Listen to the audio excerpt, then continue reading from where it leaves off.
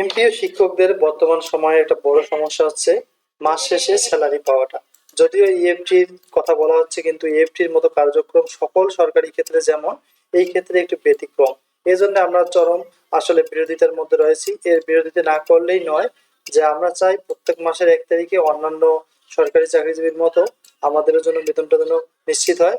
সেজন্য আসলে এই বারবার এখানে অনুমোদন করার জন্য পাঠানো হয়েছে, মন্ত্রণালয়ে যেতে হবে, এদিক থেকে ওখানে যেতে হবে। এইগুলো করতে করতে দেখা যাচ্ছে আগে যদিও এমটিআরসি এর শিক্ষকরা বেতন পেত 7-8 তারিখ নিশ্চিত হবে, এখন সেটাও অনিশ্চিত হয়ে গেছে, 15-20 তারিখের কম হচ্ছে না।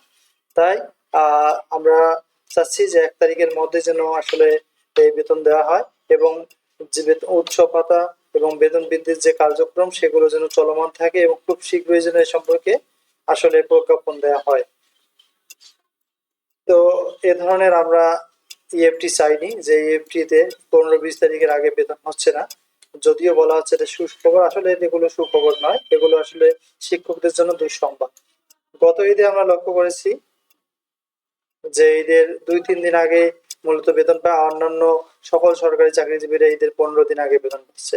আসলে এটা সম্পূর্ণ বৈষম্য। এই বৈষম্য থেকে বেড়ে আসতে হলে আন্দোলনের বিকল্প কিছু নাই। আমি সকল শিক্ষককে আহ্বান জানাই, আপনারা সবাই দ্রুত গড়ে তোলেন এবং একটা কার্যকরী পদক্ষেপ নেন, যে পদক্ষেপের মাধ্যমে এগুলো সকল সমস্যা আমরা সমাধান করতে পারবো। সকলের জন্য শুভকামনা রইল। আসসালামু আলাইকুম।